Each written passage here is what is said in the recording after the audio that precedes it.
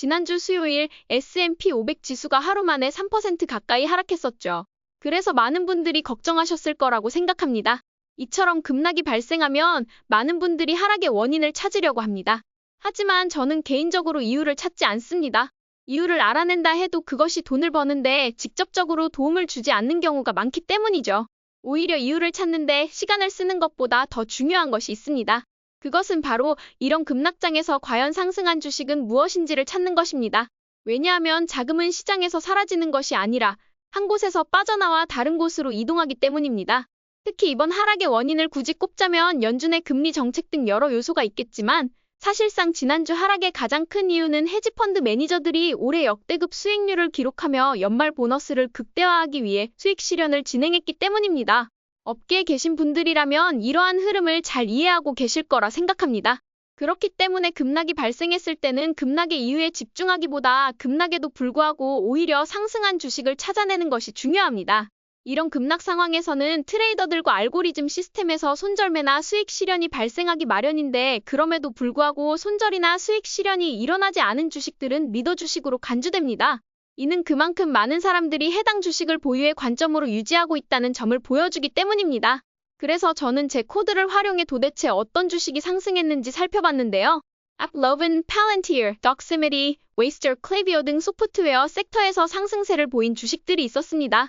먼저 Doximity를 살펴보겠습니다. 이 회사는 11월 대선 이후로 계속해서 박스권 횡보를 이어가며 일정한 범위 안에서 움직이는 모습을 보였지만 최근 시장의 하락 속에서도 오히려 급상승하며 지난주에만 10%의 상승률을 기록했습니다. Doximity는 미국 의사들의 링크드인이라고 불리는 회사입니다. 미국 내 대부분의 의사들이 가입했을 정도로 의사 네트워킹 플랫폼으로 자리 잡고 있으며 지속적으로 성장률이 상승하고 있는 모습을 보이고 있습니다. 특히 8월 12일에 정배열을 이루고 나서 지금까지 65%의 수익률을 기록하고 있습니다. 그리고 현재까지 단 한 번도 50일 이동평균선을 붕괴하지 않고 꾸준히 상승 추세를 유지하고 있는 것이 매우 긍정적으로 보입니다. 특히 실적 발표 이후 급등했다가 횡보를 거친 뒤에 다시 돌파하려는 움직임을 보이는 것이 아주 기술적으로 훌륭해 보입니다. 두 번째는 우리가 너무나 사랑하는 주식 팔란티어입니다. 팔란티어는 이번 주에 5.9%나 상승하며 다른 주식들이 급락하는 가운데에서도 상승세를 유지하며 상승 마감했다고 볼 수 있습니다.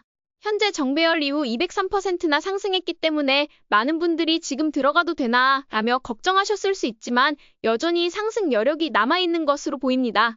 헤지펀드들의 매수세는 팔란티어가 S&P 500 지수에 편입되면서 3분기에 2분기와 비교하여 200개가 넘는 펀드가 팔란티어를 추가로 매수한 것으로 확인됩니다. 유일한 단점은 팔란티어가 2023년부터 지속적으로 상승해온 주식이라는 점으로 이제 성장 가속도가 점차 둔화될 가능성이 있다는 점에 유의해야 합니다. 그러나 매출 성장률이 여전히 25% 이상 기대되고 있기 때문에 추가 상승 여력이 아직 남아있는 것으로 보입니다.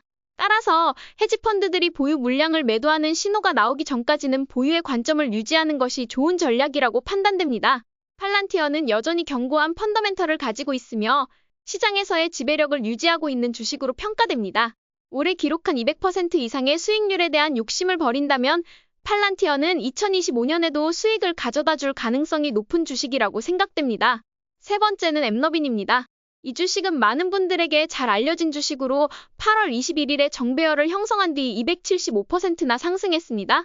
최근에는 고점을 형성한 후 횡보를 이어가고 있으며 단기 이동평균선을 여러 차례 테스트하는 모습을 보였습니다. 하지만 이번 주에는 강력한 돌파를 보이며 5.1%나 상승한 기록했습니다. 앱러빈은 최근 단기 조정을 거치고 있고 8월부터 4개월 만에 이루어진 275%의 수익을 소화하려는 모습을 보여주고 있습니다. 내년에도 올해처럼 여전히 두 자릿수의 매출 상승률 기대치를 보여주고 있기 때문에 앞으로도 상승력이 더 있어 보입니다. 네 번째는 웨이스타입니다. 올해 IPO를 진행한 의료 관련 플랫폼 및 소프트웨어 회사로 병원과 의료 서비스 제공자들에게 결제 및 수익 관리 솔루션을 제공하여 운영 효율성을 높이는 데 기여합니다. IPO 주식들의 전형적인 패턴을 피해가며 IPO 이후에 조정을 거치지 않고 꾸준히 상승세를 이어가고 있습니다. 10월 25일 정배열을 형성한 이후 현재까지 33%의 수익률을 기록하며 시장에서 안정적인 성장세를 보이고 있습니다. 다만 현재 50일 이동평균선과 너무 멀리 떨어져 있는 상태이기 때문에 매수하기에는 좋은 자리가 아닙니다. 하지만 매수 기회가 올 때마다 검토해볼 만한 주식 중 하나라고 생각합니다. 마지막으로 클레비오입니다. 클레이비어는 SMS 마케팅 플랫폼으로 기업들이 고객들에게 맞춤형 문자 메시지를 통해 효과적으로 마케팅을 진행할 수 있도록 지원합니다. 이 회사는 데이터 활용을 통해 고객과의 커뮤니케이션을 최적화하고 메시지를 개인화하여 광고 효과를 극대화합니다. 11월 21일 정배열을 형성한 이후 꾸준히 상승세를 유지하며 현재까지 21%의 수익률을 기록하고 있습니다. 특히 이번 주에는 무려 12% 상승하며 강한 모습을 보였습니다.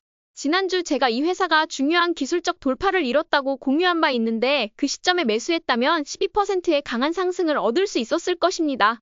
앞으로도 AI 관련 광고 마케팅 분야의 인기가 지속되는 가운데 클라비오는 헤지펀드들의 매집이 증가하고 있는 것으로 보입니다. 이 점을 고려하면 장기적으로도 주목할 가치가 있는 주식으로 판단됩니다.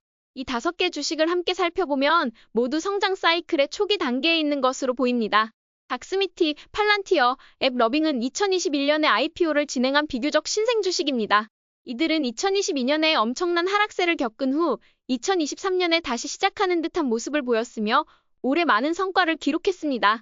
이 주식들은 내년에도 엄청난 성장을 보여줄 가능성이 높은 주식들로 보입니다. 웨이스타 역시 2024년에 IPO가 된 신생 주식으로 아직 초기 단계에 있음에도 불구하고 좋은 상승세를 보여주고 있습니다. 특히 IPO 주식들이 대부분 1년 정도 하락 뒤에 커비드 핸들을 형성한 뒤에나 상승을 하고 나는데 바로 상승을 이어가고 있는 모습은 좋아 보입니다. 클라비오는 작년에 상장된 주식으로 올해의 수익률은 다른 주식들에 비해 그렇게 큰 성과는 아니지만 여전히 S&P 500 대비 약 3배 이상의 성과를 보여주고 있습니다. 최근 200일 이동평균선을 돌파했기 때문에 아직도 큰 잠재력을 가지고 있다고 생각됩니다. 오늘은 S&P 500이 하루 만에 3% 가까이 하락했던 주간에 오히려 상승세를 보인 소프트웨어 관련 5개 주식을 살펴봤습니다. 이외에도 다른 섹터에서도 주목할 만한 주식들이 있지만 이번 하락장에서 S&P 상위 시가총액 1,500개 주식 중 97%가 하락한 상황에서도 상승한 주식들은 정말 특별한 경쟁력을 가진 기업들이라고 볼 수 있습니다. 이 말은 시장에서 빠져나간 자금이 2, 3%의 주식으로 이동하고 있다는 것을 의미하며 이러한 주식들을 찾아내어 투자한다면 좋은 성과를 기대할 수 있습니다. 다만 이미 너무 많이 오른 상태라 추가 매수나 신규 매수가 부담스럽다면 조정을 기다렸다가 매수하는 것도 하나의 방법입니다. 특히 이러한 리더 주식들은 20일 이동평균선이나 10일 이동평균선을 터치한 뒤 강한 상승 추세를 보이는 경우가 많으므로 그때를 매수 타이밍으로 삼는 것이 가장 좋습니다. 이번 주 금요일에 이 5개 주식들은 모두 매수 타이밍으로 적합한 시점이었다고 생각됩니다.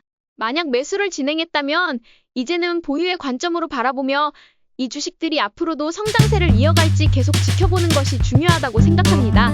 오늘도 저희 전략이 재미있으셨다면 좋아요와 구독 버튼 눌러주세요.